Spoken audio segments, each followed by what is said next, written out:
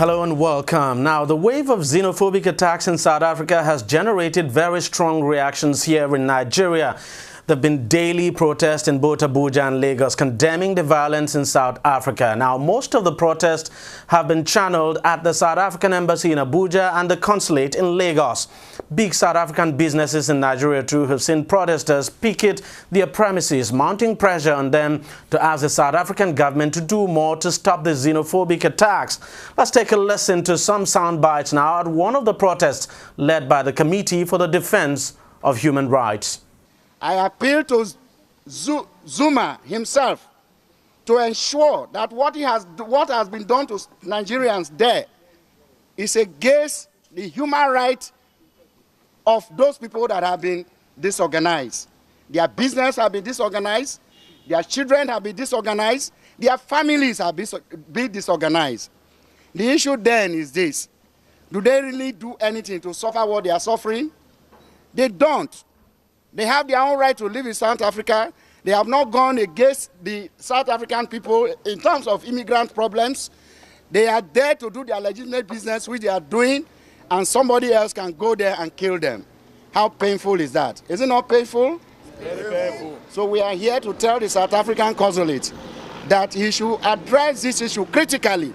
CDHR have ability to mobilize all his people, all his fans all over the country, yes, to ensure that if proper care is not taken, we can mobilize the country to ensure that South Africans are also driven from this country. Yes. We are sending a very hard message to South African people that CDHR is a mass-based organization comprising the farmers, the teachers, and who is who in this country. If we want to do anything, we can do it without fear or favor. We are here today now. There's no official in South Africa to attend to us here. They said there's nobody here to attend to us. And there's a letter to the consulate to be submitted to Zuma to ensure that the position of us is that we want all our people that have been dehumanized to be compensated and be given the right to live anywhere in the world. I want to tell you, MTN should take note. We are not happy with all what they are doing. Yes. They have been shortchanging Nigerians, but we are not complaining. Yes. ShopRite have been shortchanging Nigerians, we are not complaining. Yes. Their banks, DSTV has been shortchanging Nigeria, we are not complaining. Yes. But I want to tell you, this is the time. Yes. The time for justice has come. Yes. The time for justice has come. Yes. And let them understand that as a big brother in Africa, Nigerian position must be respected. Yeah. As a big brother in Africa, a brother that invests both in human and resource, to make sure that South Africa today is a safe haven for their citizens. The time has come, and Nigerian youth will never stop at this presentation. Nigerian youth will go as far as picketing them anywhere they are. Yes. So they should better come up with policies, with statements that will reduce the injustice that is being done. Well, joining me now via Skype from South Africa is Poncho Pilani, a journalist at Daily Vox in South Africa. Also joining me here in the studio is Achikechu, the public affairs analyst. Let me start with you, Poncho. Thank you very much for joining us. Can you just bring us up to speed with what the situation actually is in South Africa at the moment? Are we seeing a reduction in the xenophobic attacks? The xenophobic attacks that are happening in remote rural areas throughout the country. They're not being reported on, but family members and friends who live in these rural areas have told me that lootings have happened, but it seems to be coming down with the government's intervention. Now, let me ask you, because you talked about rural areas there, it would appear that these attacks have actually been more at rural areas, and that has there been major attacks too at urban centers? Because it appears from what people are saying that the case is just worse in the rural areas. So the reported cases, which has been the Jeffreystown in Johannesburg and what has happened in Durban just a week ago, those have been the most reported cases of the xenophobia violence, but it's happening in smaller pockets in rural areas. And obviously because of technology and access, it might not be reported as often or even in the media at all, but it is happening. And we are hearing, just last week I did a story on how a service delivery protest turned into a xenophobic attack where foreign national shops were looted and they were forced to shut down, to an extent at which the foreign national business owners decided to pack up their stuff and leave until things came down. Now, Pancho, we've also heard that illiteracy could be part of what is driving this, because that if you take a look at the people who are actually carrying out these attacks, most of them are really not educated and enlightened as such. Is this true? I personally do not believe that it's just illiterate people or people that don't have an education or certain class of people that are xenophobic. South Africans are generally very xenophobic people. It just manifests in this very violent way in the lower middle class because they have more grievances with the government. So there's a lack of service deliveries in communities. There's a lack of jobs. But also there's just a very high crime rate in this country. So the violence that is happening is just one way in which xenophobia is, the xenophobia that exists in South Africa is showing. But there are other ways, you know, the middle class is very xenophobic itself in this country. It's just that because they don't pick up bricks, burn people, loot shops, it may seem as if they are not xenophobic. It's the xenophobia manifest in different ways, but it's there throughout most South Africans. But why is it that people are finding it difficult to understand that, look, it's not the foreigners that are the problems, but that the government is basically responsible for this, not providing jobs? Why are they so very, very sure that it's the foreigners that are taking jobs away from them and not seeing it from the perspective of the government not creating jobs for people? So, like I said, there's a lot of things. Like for example, I'll use the employment one, right? There's the youth of South Africa is one of the most in Africa that is unemployed, the most youth percentage of unemployment, and that is frustrating enough. And then when with the foreign-owned shops, they're usually in communities. So you'd find a Somali owns spaza shop in a community. They live in the community. So it's an issue of proximity in terms of they see these people flourishing in their communities, whereas they're not, and it could be interpreted as they are taking our jobs. It's been proven that this is not the case, but I think due to the frustrations and the lack of resources for a lot of people, foreign nationals become the scapegoat for their frustrations instead of government. So are foreign nationals now leaving South Africa in droves? Mm-hmm. Are they leaving South Africa? Are they leaving the country? Yes, so there have been reports about the Zimbabwean border specifically that is full of a lot of Zimbabweans that are going back home.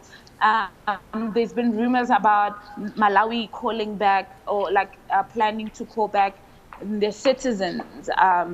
And so it seems as if people are going back home. But yesterday, I interviewed a woman who was telling me that she's not going to go back to Zimbabwe simply because nothing awaits her there. I have to let you go, but very quickly, are people really concerned about the reactions coming all over the world, condemning this? For instance, in Nigeria, there's been strong reaction condemning what is happening in South Africa and the threat to picket South African businesses here. Are people over there concerned that what they are doing back home in South Africa could have repercussions elsewhere? So, yes, people are definitely concerned about the repercussions that are involved with in terms of business and the possible economic sanctions that might be put on South Africa by African nations that are condemning this behavior. So people are talking about how it's going to affect the economy, but in general, it's a certain group of people that are talking about this. In general, I don't think people are concerned, and there's still a lot of frustration. So I think government needs to address issues that South Africans have with them, and it will make it easier to deal with the xenophobic violence that has erupted recently. But do you think the government is doing enough to bring the situation under control? So there've been marches. There've been marches around the country to to basically condemn xenophobic violence and xenophobia and everything that's associated with it. I think the government might be doing something by trying to deal with the violence right now, as in the damage control it's doing now. But in the long term, a lot of these grievances will not go away if the real issues, the root issues, are not addressed. So the fact that people do not have jobs, the fact that service delivery is slow, the fact that there's so much corruption in home affairs and in many other departments, these are the issues that people, South Africans that are saying foreigners must leave, are complaining about. And until these issues are addressed, I do not think the government is doing enough.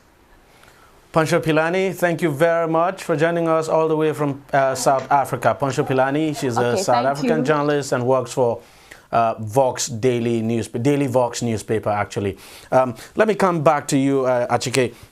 You heard her, and quite shocking. I mean, saying it's difficult to see how this is going to go away.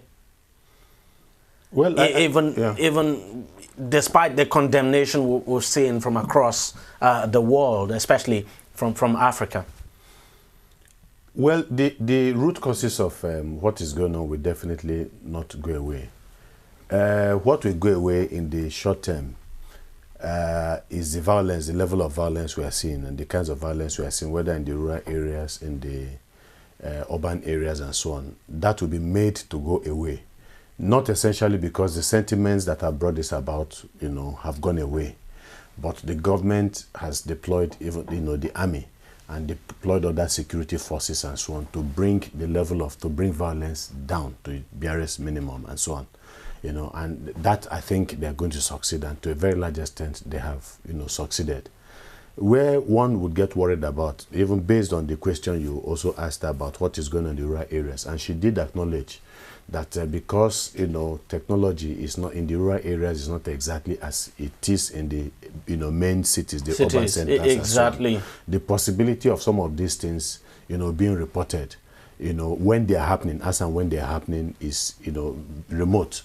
And so what it means is that by implication, some of the pockets of violence we have been seeing could might as well still be going on, maybe in more manageable level, more in the rural areas other than the urban areas. Are you disappointed? Are you disappointed that this is happening in South Africa, and that South Africans could be targeting, Africans, their fellow brothers, especially countries that did a lot to liberate South Africa from apartheid? Take a country like Nigeria, for instance. People have said, look, this is a country that, of course, one of the frontline states that did sacrificed a lot to get South Africans liberated from apartheid, and this is how we've been repaid. Maybe if you look at, if you take a look at South Africa's history, the struggle against apartheid, and then the roles that other nations had played, especially Nigeria. Yes, you would express a lot of disappointment with what is going on. But if you look at the recent past history of South Africa, you might not be surprised that it has happened actually, because we've had pockets of this happening, either it's against specific, nationals from specific countries, Zimbabweans, and so on and so forth. It has happened, maybe, on a much smaller scale and so on. So from what we have seen all this while, this was a disaster that was actually waiting to happen. The reality is that the government itself would appear, seems to be bereft of the ability to actually, stem this. It is surprising, to a lot of people. But like I said, it's not really a surprise to some of us because we've seen it there. But again, South Africa is not the country this kind of thing should be happening. In the sense that South Africa has become, a symbol of the good things that could happen to Africa. South Africa is one of those countries, if not the major country that in Africa that the West, for instance, has had a greater engagement with economically, most especially economically. You have major industries. But all of that is gradually being eroded. Yeah, all of this is gradually being eroded because what has happened really is, to a very large extent, is abominable, scandalous that it could be happening, in Africa and in South Africa. And again, the novelty in this is that it is not an attack, xenophobic attack that was targeted at specific nationals or specific countries. This is a black on black situation, regardless of where you're coming from. And again, you ask yourself, do these people have a sense of history? Do they know, the place of South Africa in Africa today? Do they know the history of South Africa? Do they know the sacrifices that many other countries in Africa let me just pause you there because you talked about history. I wanted to take a listen to the president of Ghana. He was actually in Nigeria recently, just a few days ago. The president of Ghana, who of course doubles as the chairman of the Economic Community of West African State. He was in Nigeria, and this is what he had to say about that, the xenophobic attacks in South Africa. It's an issue that we are all worried about because of the specific circumstances of South Africa, and it's most regrettable and most unfortunate. I think that the young people of South Africa do not know what happened before they gained their freedom. The whole of this continent stood behind South Africa. The whole of Africa stood behind South Africa to fight against apartheid. I remember all of us growing up as secondary school children, went on marches, were part of the African Youth Command, we demonstrated, we boycotted classes and all that, all in the fight against apartheid. Indeed, for several of the countries where their citizens have been brutalized in South Africa, these are countries that were called frontline states that harbored the freedom fighters, of South Africa and gave them safe haven, gave them passports, to be able to avoid the clutches of the apartheid regime. And even Nigeria, even though not a neighbor of South Africa, was considered a frontline state because of the economic contribution that Nigeria did to the ANC to be able to liberate South Africa from apartheid. And so it is regrettable that the same people who fought against apartheid, are being attacked in this way. The pictures we've seen are very horrible. As ECOWAS, we've issued a statement condemning what is happening. The unfortunate thing is this is not the first time. It keeps flaring up. And so while we're condemning this incident, we must work with the South African government to ensure that this doesn't happen again. Achike, let me get your thoughts on the comments of the president of Ghana there.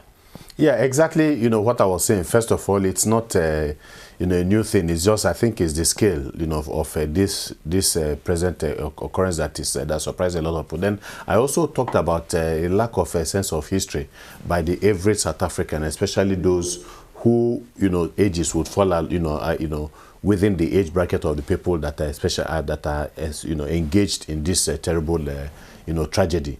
He talked about that, the contributions of virtually all of Africa towards liberating South Africa. So much resources were put in South Africa, Nigeria, some other countries. We even had to some of their freedom fighters who could not no longer stay in South Africa because of the threat to their safety of their lives and so on. We brought them back, housed them, put some of their people in our institutions, in our universities and so on. All of these things we did. So it is really shocking. It is really a surprise that we are seeing this kind of thing. But who is supposed to be teaching these young people that history? It's the older ones, and they are not doing it. It is. It tells you that there is a level, that there's a disconnect between the older generation and then and the younger. You still have, I mean, children of the struggle. You still have them in South Africa. You have them holding key positions, you know, in government and so on. After all, when did Mandela become president of South Africa? Just about a few decades ago. And so you still have a lot of people. Just in the 90s. Exactly, in the 90s. You still have a lot of people who remember children of the struggle, you know, who should have passed on some of the essential lessons that were learned about the unity of, you know, the African continent, about the good neighborliness, you know, and the roles played by the African continent to liberate South Africa, and so on. So it would appear that somewhere along the line that message has been lost. That history, it's, you know, has been lost.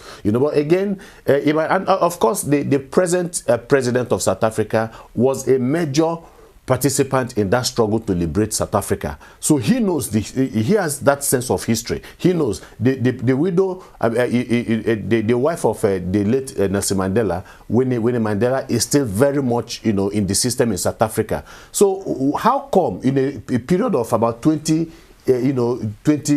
plus years and so on, it would appear that there's a loss of the, you know, of the history of South Africa, you know, today, as typified by exactly what is going on. So there's something terribly wrong in that system. The reality is this: the ruling class in every particular community sometimes use things like this, you know, myopic considerations, parochial considerations like ethnicity, religion, and some of these other things to deflect attention from their inability, their incompetence, their ineptitude when it comes to delivering social services and so on. And this has been going on for a very, very long time. They have a duty. This is a failure purely of the ANC government to live up to its you know, the claims it had made about its interest in the welfare of their people. They have not been able to rise up to that occasion. And so when people resort to this kind of thing, do not be surprised that somehow within, you know, the structure of the society, of the community,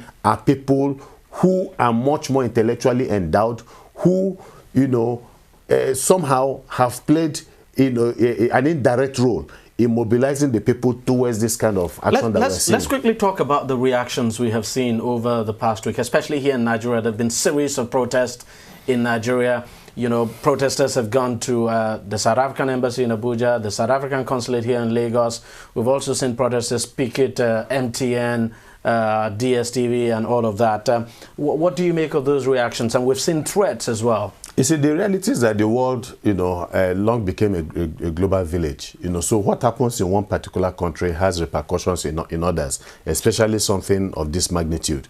The reality is that, I mean, you have cross-border businesses, you know, between, you know, countries and so on. And this is also what we have. The South African presence in Nigeria is heavy. You go to any typical market in this country today, you see all kinds of products. So many of them, a greater percentage of these, you know, products are coming from South Africa, from wine to baby foods and so many things, even cars and the rest are all coming from South Africa. Then you have those organizations that are also, you know, delivering services, you know, to the people, like the MTNs and the rest, the DSTVs and so on. You know, so all of these things, you know, their interests are imperiled by what is going on in South Africa. And of course, you know that the international community has arisen, not just in Africa and West Africa, but everywhere. And they're scandalized by this level of behavior, especially in the 21st century.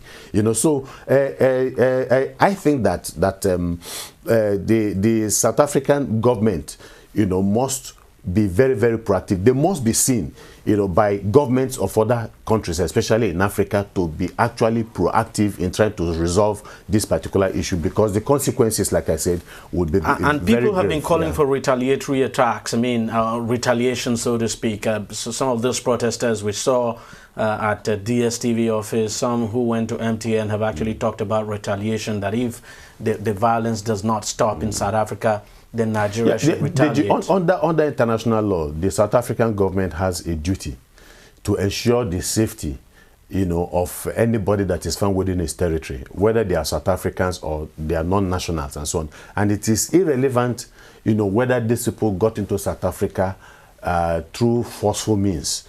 you understand, they have a duty as long as they are within the territory of South Africa. Yes, you want to get them out through legal means, no problems, but you have a duty to protect everybody that is found within your territory. So it's an obligation that they should, be living up to. And so far they have not. But the reality is that I think it is too early to talk about retaliatory measures. This just happened and has been on for a few weeks, and it would appear at the initial stage that the South African government was taken by surprise and was overwhelmed by the sheer scale of what was happening. But it would appear that in the past few days they have been they have upped the ante and are really doing their very best to curb the level of violence. Now, you see, the only way you can really begin to talk about retaliatory action, on the part of other governments whose citizens have been affected, badly, is when it is perceived that the South African government is either directly or indirectly encouraging what is going on in South Africa, or they are deliberately, even though they have the means and the resources to bring this violence to completely they dismantle the structure of the violence, and they are deliberately not able to do that, then you can now begin to talk about governments of other countries now perhaps using all kinds of diplomatic solutions, more or less, to try and bring this thing to an equitable end. But right now it would appear that the South African government is engaged in trying to make sure that the violence goes and that they protect the remaining immigrants that are still within their territory. For as long as they are doing that, the issue of retaliation, it cannot be on the table, because this is something that is seen to have emanated from the people. Yes, the South African government has been guilty of not playing the role that it should play, but it has not been seen or perceived in any way that the South African government has actually aided and abetted what is going on, either directly or indirectly. So for you, it's not time for retaliation yet? No, I do not think so. But this is a warning. Yeah, this is a warning for the South African government. This has been going on for too long. Just like John Mahama, and it was instructed that he said so, that the rest of Africa is aware that they have been seeing pockets of this kind of sentiments that eventually led to what is going on now. And all this while the South African government has done nothing. So they are all going to, sit back, work with the South African government, engage them with the hope that this will not happen again. But I can assure you that if he rears his ugly head once more, that then I think the disposition of African countries would be very different. Achikechude, thank you very much for coming on the program, and thank you very much for your thoughts. It's been a pleasure. Thank you. Well, we'll take a short break now. When we come back, we'll look at something else, well, related, having to do with immigration, illegal migration. A lot of people died at the Mediterranean Sea early this week. Every day, every hour, and every minute, news break in Nigeria. Things happen so fast, it's most times difficult to track and comprehend them. But that's what we do right here on DEJI360. 2015, would you want to come back again? It's like asking Jesus Christ if he knew he was going to die, will you want to come back as the savior of the world again? We do not just help you track the stories, we break them down, explore all the angles, analyze the issues so that you can fully comprehend the stories and use them to make the right decisions.